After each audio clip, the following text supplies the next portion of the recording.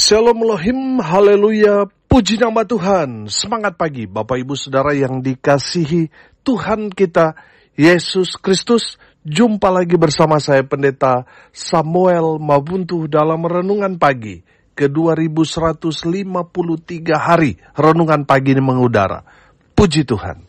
Bapak Ibu Saudara yang dikasihi Tuhan, sebelum kita membaca, mendengarkan dan merenungkan firman Tuhan hari ini, mari kita berdoa dan meminta pimpinan Roh Kudus. Kita berdoa, Bapa di surga, berbicaralah kepada kami semua. Pakai firman Tuhan ini untuk menegur kami, menasihati kami, meneguhkan iman percaya kami, dan memberkati kami semua. Di dalam nama Tuhan Yesus yang adalah firman Allah yang hidup, kami berdoa. Amin. Haleluya. Bapak Ibu Saudara yang dikasihi Tuhan, bersama dengan saya kita akan belajar Alkitab dari kitab Kejadian sampai kitab Wahyu. Mari buka Alkitab kita. Amsal pasal 22 ayat 22 sampai ayat 28. Demikian firman Tuhan. Janganlah merampasi orang lemah karena ia lemah, dan janganlah menginjak-injak orang yang berkesusahan di pintu gerbang. Sebab Tuhan membela perkara mereka dan mengambil nyawa orang yang merampasi mereka. Jangan berteman dengan orang yang lekas gusar. Jangan bergaul dengan seorang pemarah, supaya engkau jangan menjadi biasa dengan tingkah lakunya dan memasang jerat bagi dirimu sendiri. Jangan engkau termasuk orang yang membuat persetujuan dan yang menjadi penanggung hutang. Mengapa orang akan mengambil tempat tidurmu dari bawahmu, bila engkau tidak mempunyai apa-apa untuk membayar kembali? Jangan engkau memindahkan batas tanah yang lama, yang ditetapkan oleh nenek moyangmu. Amin. Bapak Ibu Saudara yang dikasihi Tuhan, dari kebenaran firman Tuhan ini, ada 4 pesan firman Tuhan ini kepada kita semua orang percaya. Yang pertama saudara, pesan yang pertama, jangan merampasi orang lemah. Atau dalam terjemahan lain, orang lemah ini diartikan orang miskin. Sebab Tuhan membela perkara-perkara orang lemah, perkara-perkara orang miskin. Tuhan akan mengambil nyawa orang yang merampasi hak-hak orang miskin. Jadi saudara yang dikasihi Tuhan, dari kebenaran firman Tuhan ini mau memberikan pengertian kepada kita. Jangan sampai saudara merampasi hak-hak orang lemah, orang-orang yang tidak berdaya, orang-orang yatim piatu, orang-orang yang janda, yang mungkin tidak punya kekuatan seperti saudara. Saudara yang dikasihi Tuhan, jangan sampai saudara melakukan hal-hal yang jahat kepada orang-orang lemah itu, sebab Tuhan akan membela mereka. Tuhan akan mengambil nyawa orang yang merampasi orang miskin. Coba saudara lihat ayat 23, perhatikan. Sebab Tuhan membela perkara mereka dan mengambil nyawa orang yang merampasi mereka. Haleluya. Jadi saudara jangan macam-macam. Karena mereka orang lemah, tidak punya koneksi, relasi, tidak punya harta benda, sehingga saudara semena-mena merampok hak mereka. Saudara hati-hati. Saudara akan berhadapan dengan Tuhan. Ada banyak kesaksian, saya kasih contoh. Orang-orang yang melarang gereja dibangun, saudara. Saudara lihat akhir hidup mereka. Mati, saudara. Jadi saudara yang dikasihi Tuhan, hati-hati. Jangan sampai saudara karena merasa mayoritas, terus saudara mensolimi orang-orang yang minoritas. Hati-hati, saudara. Tuhan tidak akan membela orang yang berduit, orang yang jahat. Tuhan membela orang miskin. Apalagi orang miskin itu ada di dalam posisinya yang benar. Memang warisannya dia punyanya dia. Lalu saudara karena kekuatan saudara, channel saudara, saudara mau rebut. Hati-hati saudara. Nyawa saudara taruhannya. Jadi saudara yang dikasihi Tuhan, jangan macam-macam kepada orang lemah. Jangan macam-macam kepada orang miskin. Karena kalau saudara merampasi harta bendanya, Tuhan akan merampasi nyawa saudara. Jadi saudara yang dikasihi Tuhan, jangan cari-cari masalah dengan orang miskin. Sebab kalau mereka berseru kepada Tuhan, saudara celaka. Yang kedua, jangan bergaul dengan orang yang suka marah. Perhatikan ayat 24. Jangan berteman dengan orang yang lekas gusar. Jangan bergaul dengan seorang pemarah. Ayat 25 perhatikan. Supaya engkau jangan menjadi biasa dengan tingkah lakunya dan memasang jerat bagi dirimu sendiri. Bapak Ibu Saudara yang dikasihi Tuhan, kita sudah belajar bahwa orang bodoh itu tandanya apa? Suka marah-marah. Jadi semakin kita darah tinggi itu semakin memperbesar kebodohan kita. Makanya firman Tuhan ini melarang kita orang percaya supaya kita jangan bergaul dengan orang yang suka marah-marah. Karena saudara yang tadinya sabar, karena pergaulan saudara yang buruk itu akhirnya menjadi terbiasa. Tadinya saudara sabar, saudara hidup baik, suka mengampuni, tetapi karena pergaulan saudara dengan orang yang darah tinggi, lama-lama saudara sama dengan mereka. Saudara yang dikasihi Tuhan, firman Tuhan ini mau memberikan pemahaman kepada kita, supaya kita itu menjaga pergaulan kita. Jangan sampai pergaulan yang buruk merusak kebiasaanmu yang baik. Bapak Ibu Saudara yang dikasihi Tuhan, jaga pergaulan saudara, circle saudara. Karena apa saudara? Karena sudah terbukti bahwa kalau kita salah pergaulan, kita akan sesat, kita akan hancur, kita akan hidupnya kacau kalau kita salah pergaulan. Banyak orang yang terlahir di keluarga baik-baik, tapi pergaulannya buruk, akhirnya hancur saudara. Jadi saudara yang dikasihi Tuhan, awasi juga pergaulan saudara. Saudara harus memilih dengan siapa kita bergaul. Circle saudara itu mempengaruhi saudara. Makanya saudara cari orang-orang yang kita bergaul dengan orang-orang baik. Amin. Supaya kita jadi orang baik. Haleluya. Bapak Ibu Saudara yang dikasihi Tuhan, jangan bergaul dengan orang yang darah tinggi, orang yang suka marah. Tuhan gak senang. Saudara yang dikasihi Tuhan, Tuhan tidak senang dengan orang yang cepat emosi, yang suka marah-marah. Itu Tuhan tidak senang orang-orang model seperti itu. Jadi saudara yang dikasihi Tuhan, yang punya karakter suka marah-marah, bertobat. Tuhan tidak senang dengan orang yang suka marah-marah. Jadi saudara, bertobat. Yang suka marah-marah, firman Tuhan mengajarkan kita, semakin kita cepat emosi itu memperbesar kebodohan kita. Jadi bertobat. Jangan bergaul dengan orang yang suka marah-marah. Yang ketiga saudara, jangan menjadi penanggung hutang sesamamu. Ayat 26, perhatikan. Jangan engkau termasuk orang yang membuat persetujuan dan yang menjadi penanggung hutang. Saudara yang dikasihi Tuhan, jangan sampai saudara menjadi penanggung hutang. Teman saudara yang pinjam uang tapi pakai nama saudara. Ini banyak kejadian saudara. Ada orang yang saya kenal jadi korban gara-gara ini. Karena dia terlalu percaya, gak mungkin dia bisa bohongin saya. Dia ini kan orang baik-baik. Dia ini orang banyak uang. Gak mungkin lah dia mau tipu saya. Tapi akhirnya saudara, kita jadi korbannya. Jadi kalau ada teman saudara yang mau pinjam uang, jangan kasih nama saudara. Apalagi sekarang ini kan pinjol-pinjol itu saudara, aduh itu menghancurkan karakter saudara.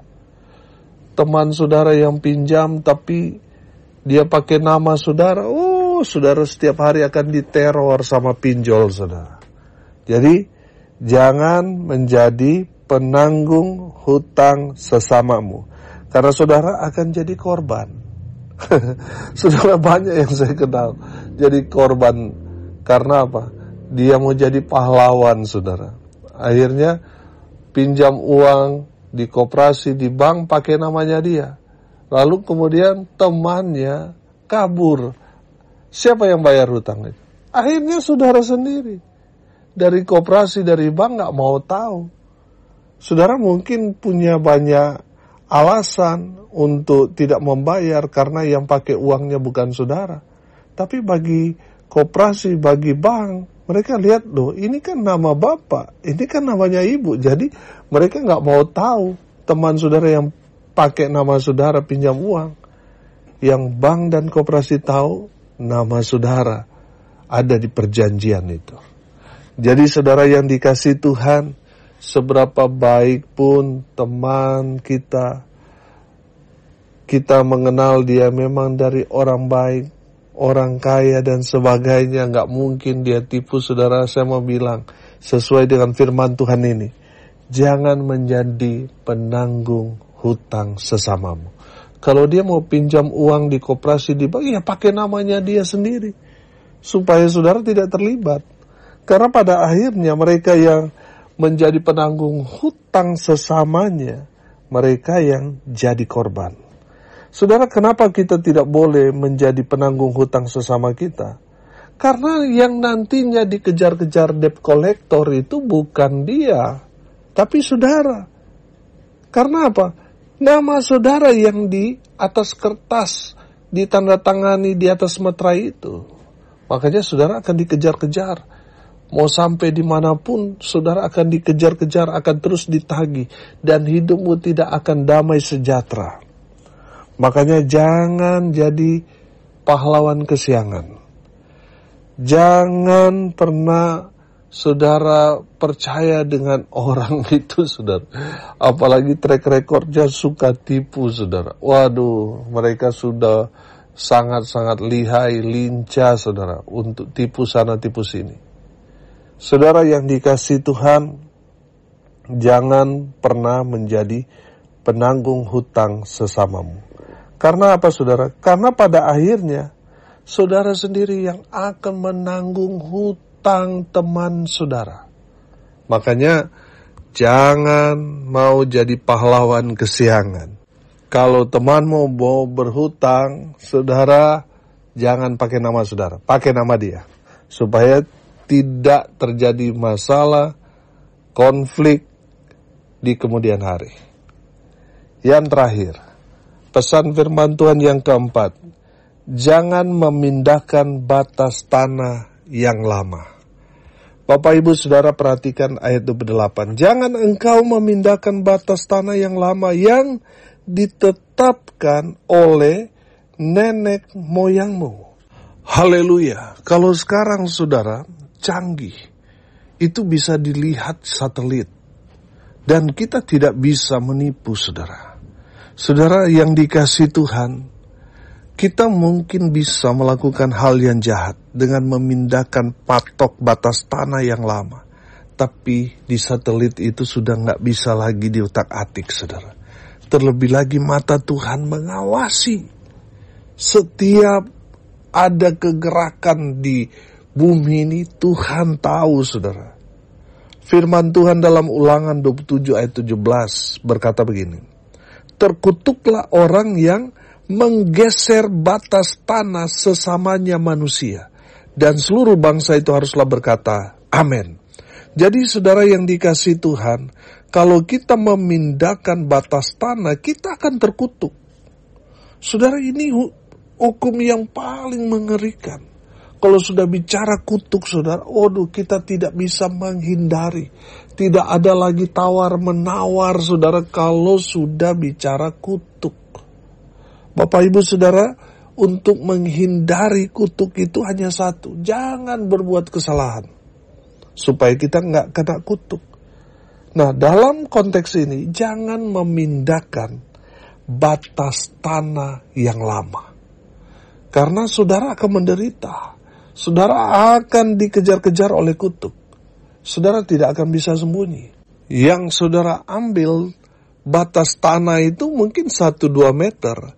Tapi sampai selamanya saudara akan dikejar-kejar dengan dosa saudara sendiri.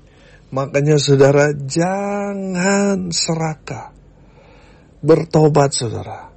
Kalau tidak cepat atau lambat, kutuk itu akan mengejar saudara dan saudara tidak akan bisa sembunyi. Karena kemanapun saudara pergi atau sembunyi, kutuk itu akan menimpa saudara cepat atau lambat. Sebelum saudara mati, saudara akan disiksa dengan segala macam kutuk yang akan menimpa saudara. Jadi saudara yang dikasihi Tuhan, jangan main-main. Jangan anggap ini sepele. Kan gak ada yang lihat. Yang tahu kan hanya saudara.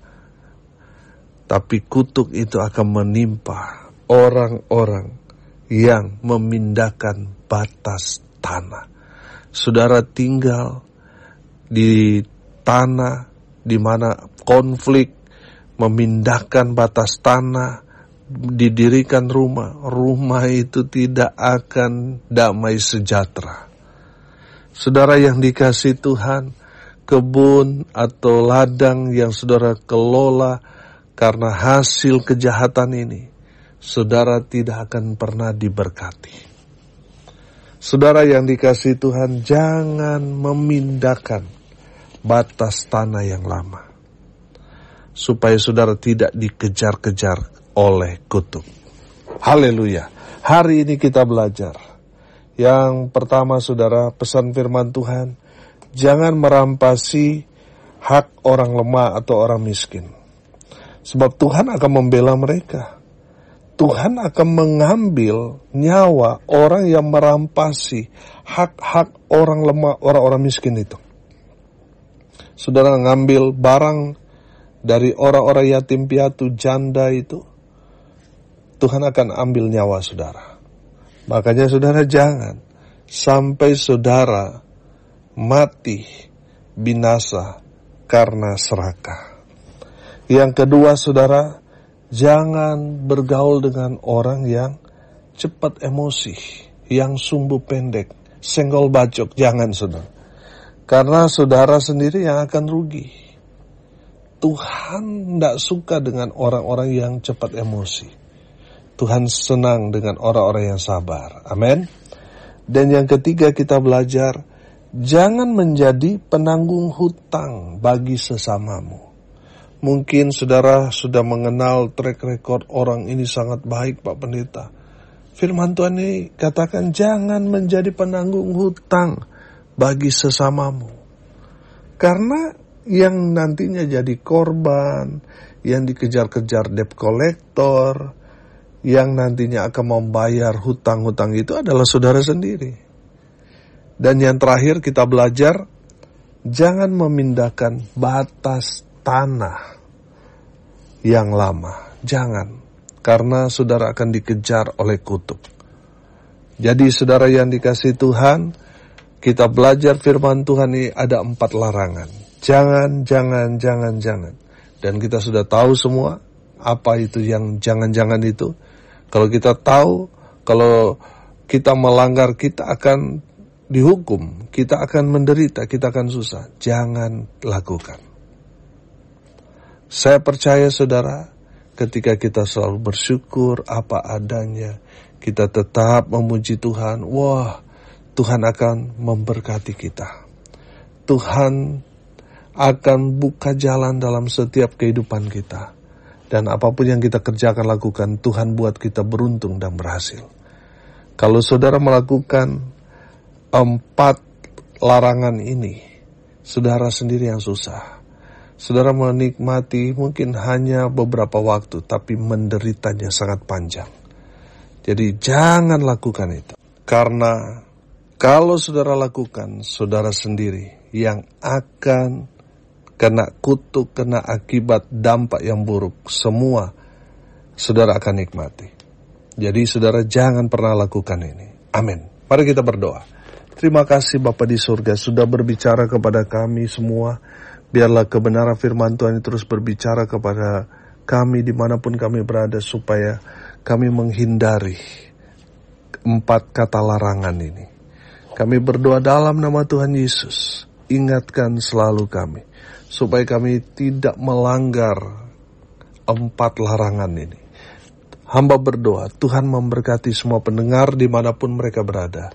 Tuhan memberkati hidup mereka, rumah tangga mereka diberkati, usaha pekerjaan pelayanan mereka dibuat beruntung, berhasil dalam segala hal. Mereka yang sakit Tuhan sembuhkan, mereka yang lemah Tuhan kuatkan, hibur mereka yang berduka cita. Dan berkati mereka yang hari ini berulang tahun. Tuhan Yesus memberkati. Hamba berdoa, biarlah berkat Tuhan dari surga turun memenuhi semua pendengar. Bapak Ibu Saudara yang dikasihi Tuhan, arahkanlah hatimu kepada Tuhan dan terimalah berkat dari Tuhan Yesus. Tuhan memberkati engkau dan melindungi engkau. Tuhan menyinari engkau dengan wajah-Nya dan memberi engkau kasih karunia. Tuhan menghadapkan wajah-Nya kepadamu dan memberi engkau damai sejahtera. Di dalam nama Tuhan Yesus, sumber segala berkat. Bapak Ibu Saudara yang percaya, diberkati Tuhan, katakan amin. Puji Tuhan. Bapak Ibu Saudara yang dikasihi Tuhan, kalau saudara merasa diberkati melalui renungan pagi ini, bagikan juga kepada saudara-saudara yang lain supaya mereka juga diberkati. Karena untuk itulah kita dipanggil, untuk jadi berkat. Salam kasih dari Pulau Nusa Lembongan, Bali. Saya Pendeta Samuel Mawuntu. Sampai jumpa besok pagi. Tuhan Yesus memberkati kita semua. Haleluya.